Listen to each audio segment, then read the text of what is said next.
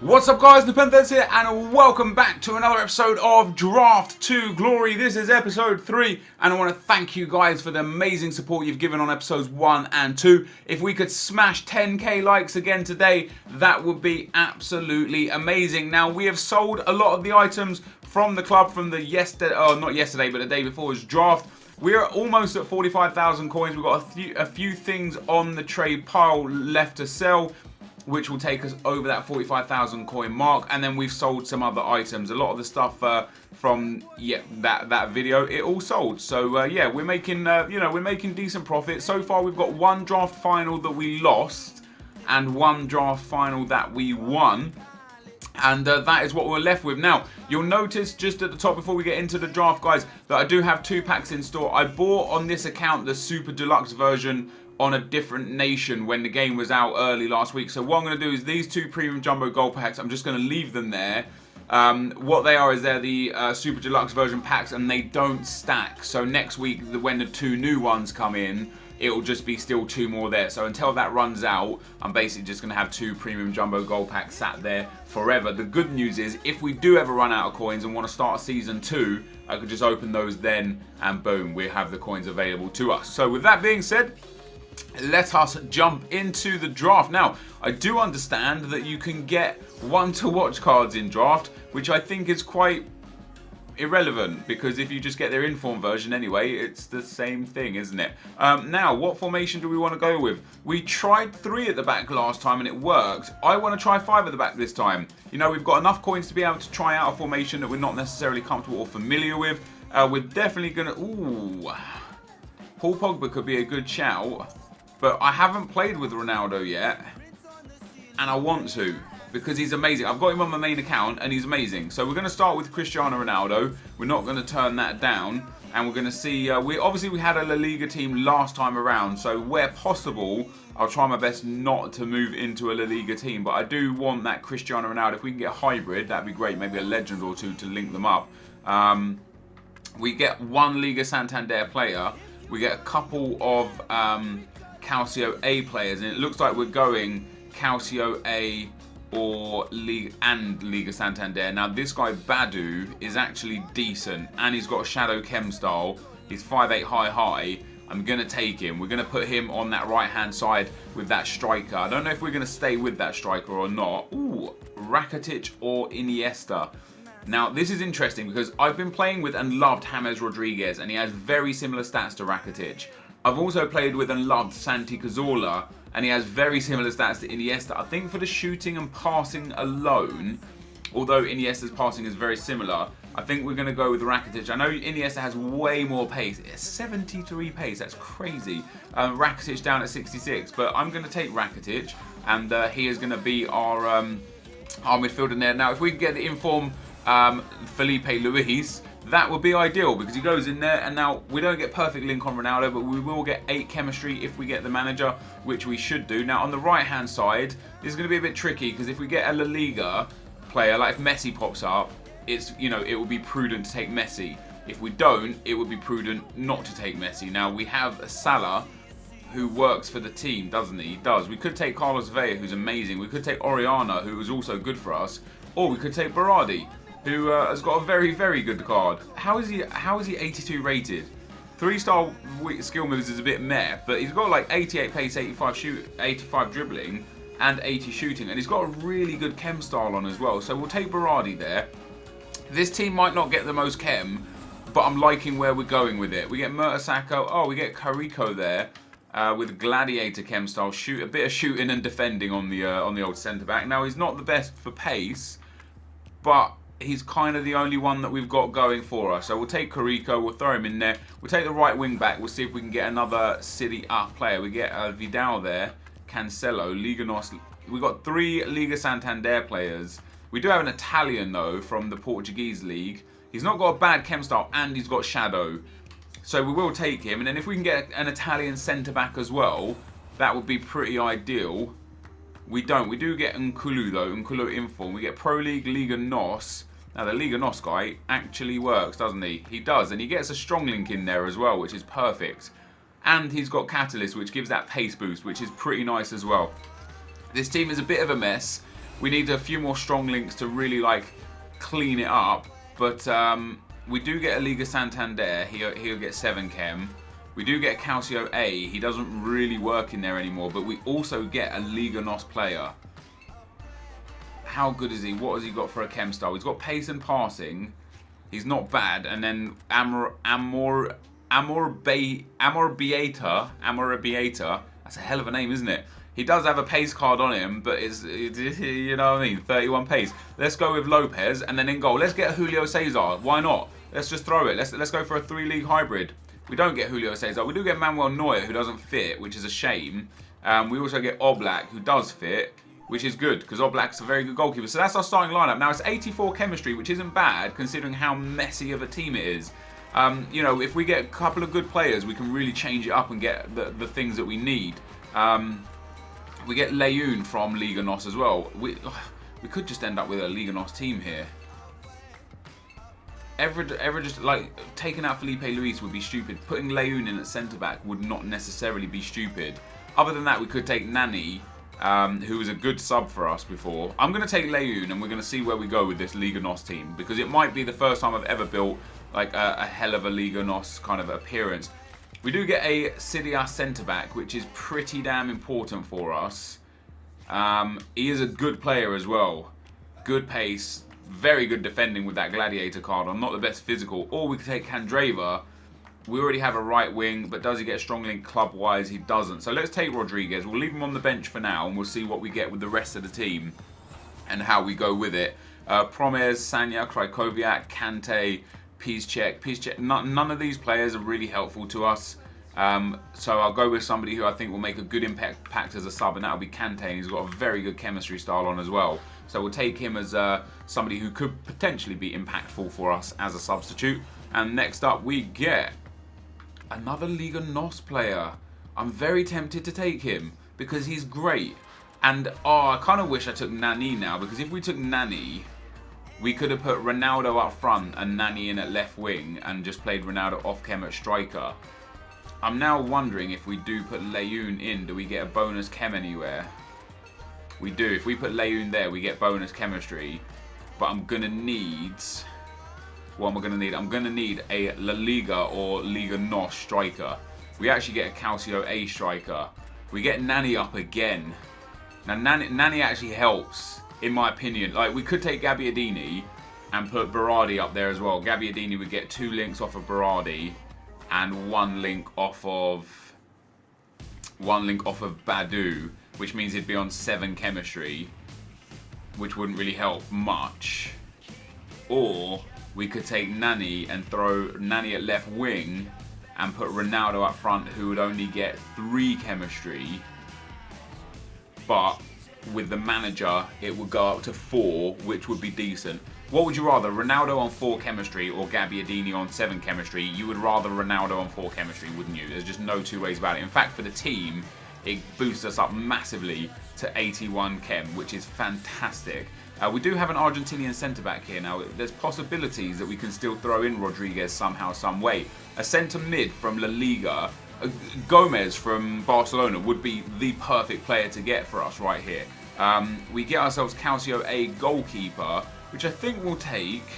We already have a Liga Santander goalkeeper, so we don't need any of those guys. We'll take Viviano just in case we do still go back to being Sidia down that right-hand side. We get another Calcio A player that we just don't need.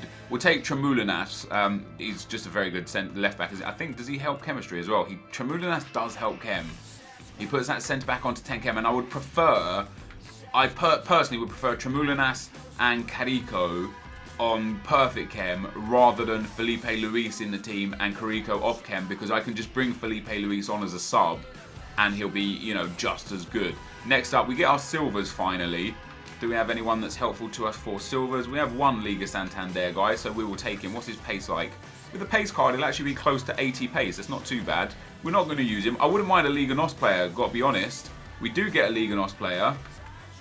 It's Pizzi. He would be better in midfield than, what's his face? Yeah, look at that. We got up to 84 chemistry now.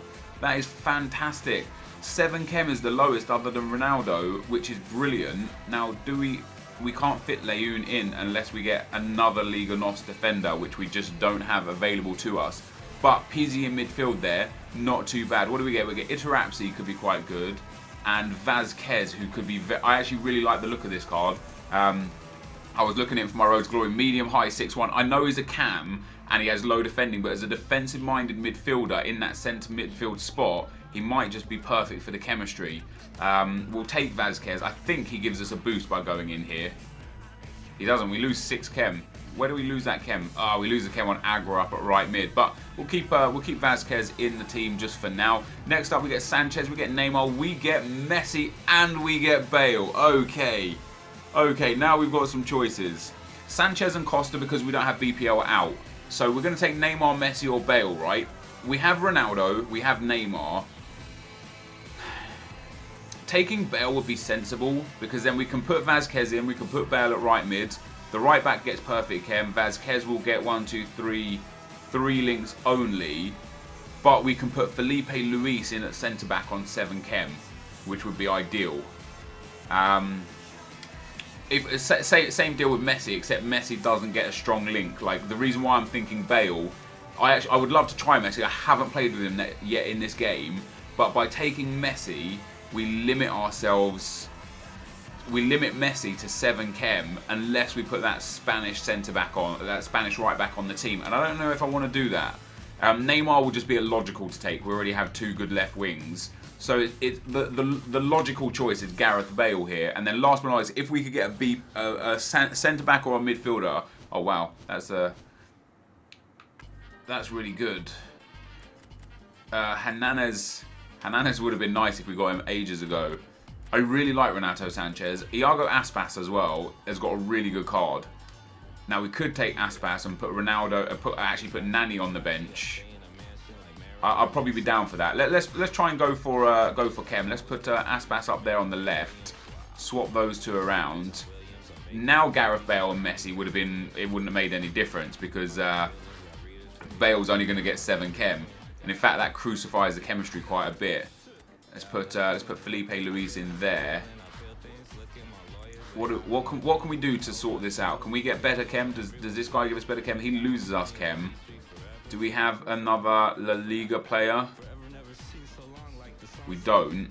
I mean, we have Nani, but we're not exactly going to play him. This is a nice enough team. Bale, Ronaldo, Aspas, Rakitic and Vazquez.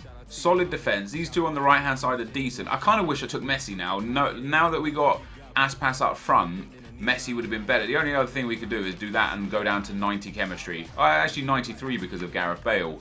That's actually a lot better, isn't it? That is a lot better. And then we've got a bench that we've got, which is... do we have anything that we can link up with centre-backs? We have an Argentinian centre-back. It just doesn't fit. He just doesn't fit. Which is a shame. So now we just want to sort the bench out. Get the best players that are going to help us throughout the game. So Kante and Berardi will go on the bench 100%. We'll get Lopez off. I think that's the bench. The bench that we've got there is probably the bench that we'll keep. Aspas, Agra, PZ, Leyoun, Kante, Berardi and Viviana. It's a shame we didn't get 1 or 2 more players from either Liga NOS or Serie A, or Calcio A, sorry. Because we would have been able to put a decent team together. But what we've got here I think is fantastic.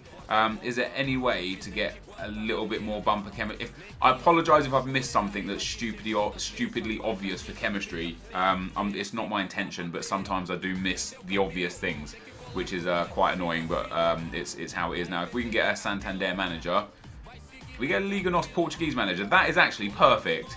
He puts us up to 96 chemistry from 93 because he gets Ronaldo and the 2 boys right back and right centre back. So there you go, guys. That is a team. It's only a 180. It's not ideal in that sense in terms of team rating, but the specific players within the team, I'm very happy with.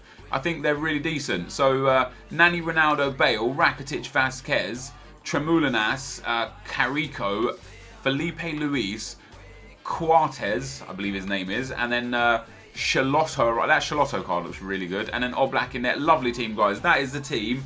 let's get into the gameplay. Okay guys, so as we get into the gameplay, the first opponent we come up against has got a 4-1-2-1-2 narrow formation. He's got Suarez and Messi up front, a nice dynamic duo there. He's got Juan Mata, Aaron Ramsey, Johan Cabaye, Michael Carrick, which was an interesting one, Mustafi and Matip. And then Sacco at right back has Piliqueta at left back and Petr Cech in goal. Now, it is a bit of a mismatched team, but he still manages to pick up 91 chemistry, so that wasn't too bad at all. And started off pretty well for us. Down the left-hand side here, ball gets thrown in to Nani. Nani whips it across. Ronaldo with the header. Crosses are kind of back this year. Not really, but kind of. Especially from corners. Obviously, you guys know corners just invoke ridiculous aids from EA. Especially those near-post corners, but crossing in general is getting there again. You know, FIFA 14 it was just stupid. It was so strong. FIFA 15 it was basically non-existent. FIFA 16 it was all right with a specific type of cross, and now back into FIFA 17 it does seem like wing cross head might be a a viable method to play the game again. But anyway, we get a nice second goal with Tremoulinet there, and we go 2-0 into the second round. It's actually quite a comfortable game for me. I just wasn't really able to put the ball in the back of the net as much as I would like to have done. You can see by the match stats there, although the possession was quite even. As has been common with me in FIFA recently, well, for FIFA 17 anyway, my inability to finish chances is really showing again, even though I won the game. And that's the thing that is to be noted. You know, I am still winning games, and some games it all clicks. Some games I put 4, 5, 6 goals past people. Into the next game we go. We come up against a guy with Gareth Bale, Coman and Vea up front. He's got a very strong midfield and a really, really good defence. And I did see this team, and the only thing I thought was like a little bit weird was having Coman there at left mid. Literally put any La Liga player there to give Bale that chemistry boost that he needs, and you'll be doing a much better service to the team and bring Coman on as a sub. But he put Coman there at that left wing spot. It kind of really dampened the abilities of his attacks. Not that it really made much difference. We start off here with Ivan Rakitic. Rakitic holding off the defender pretty well. And you can see here, as I put in some extended clips of passing, that my kind of build-up play is really strong. My build-up play, in my opinion, is the best it's ever been in any FIFA. Like, I'm really comfortable with the ball. I love the attacking intelligence system. I love the player runs that they're making. I love the skill moves are really efficient. The passing, the through balls, the driven pass, the strength, the left trigger to body people off. Everything is comfortable up until I get in the box. I just can't finish my chances. Interestingly as well, I feel like my defending is better this year than it ever has been. I'm making less mistakes. I'm like more aware of what to do better to defend, and I'm kind of like forcing myself to remember that this is a brand new game and I've got to learn the new defensive techniques. And in my opinion, I am defending better than ever before. Of course, if you know, some people would happily disagree. Some people look at my defending. There was a clip of me, a process of tackles yesterday on Reddit where I tackled my opponent 4 or 5 times in a row, and the ball popped back to him, and half the people were like, you know, this is just stupid EAs. Half the people were like, he's just bad at defending. But here, guys, is the best goal that I'm probably going to score all year. Passes it into Cristiano Ronaldo on the edge of the box. He hits him with the sombrero flick and then the bicycle kick, which I did not expect. I tried to sombrero flick and volley it, and whilst it was in the air I pressed shoot and Ronaldo biked it. So we get it in behind, boom, sombrero flick over the defender, bikes it into that bottom corner. Fantastic goal. I used to score goals like that all the time in FIFA 11. FIFA 11, I was actually a skiller. I was known as a skiller. I used to make montages of scoring skill goals because skilling was my thing. But now I kind of only do what's overpowered. And last year the flick up to bicycle kick was overpowered.